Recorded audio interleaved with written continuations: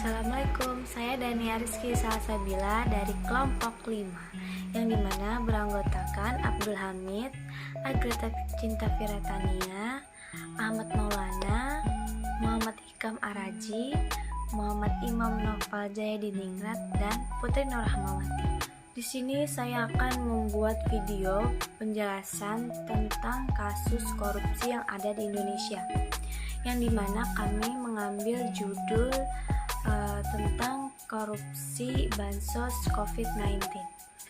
Kasus korupsi bansos COVID-19 yang merupakan salah satu korupsi yang dialami negara Indonesia.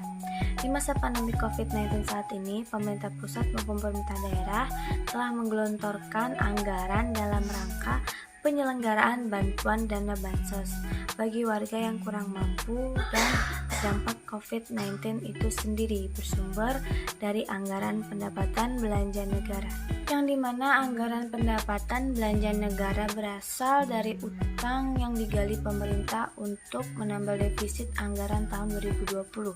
Beberapa kasus korupsi bansos tersebut menunjukkan bahwa dana bansos yang seharusnya dialokasikan kepada masyarakat yang terdampak pandemi COVID-19 sangat rentan untuk disalahgunakan oleh para pihak yang tidak bertanggung jawab.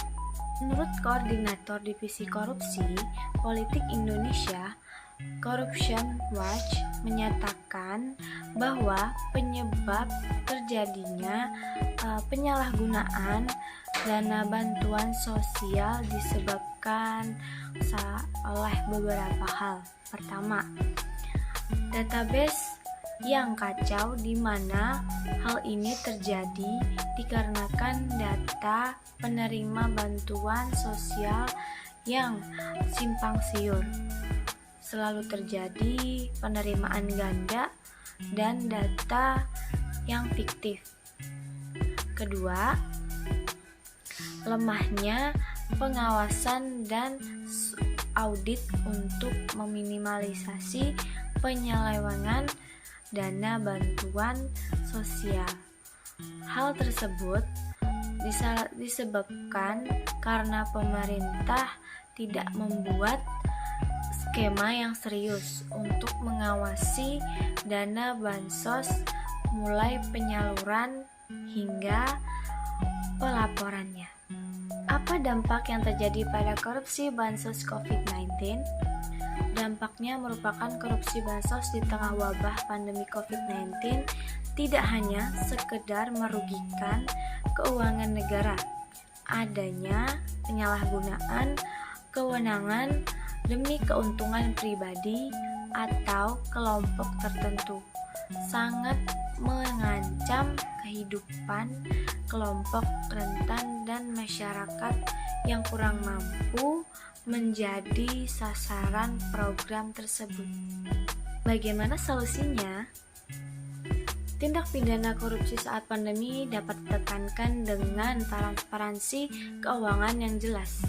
Ketegasan Presiden untuk menyalurkan bantuan dengan baik dan transparan juga diperlukan. Oleh sebab itu, guna mencegah korupsi dana bantuan sosial COVID-19 agar peruntukannya lebih tepat sasaran, dibutuhkan suatu sistem pelayanan publik yang transparan dan akuntabel, sekaligus memberikan pengawasan yang ketat dalam proses distribusi bansos hingga sampai ke tangan masyarakat. Selain itu, dibutuhkan juga skema sistem yang terintegrasi dan koordinatif antar lembaga, guna menciptakan sistem pelayanan publik dalam penyaluran dana bansos COVID-19 yang optimal sebagai langkah untuk mencegah terjadinya korupsi. Sekian video penjelasan dari saya. Mohon maaf jika ada kekurangan dan salah kata. Wassalamualaikum warahmatullahi wabarakatuh.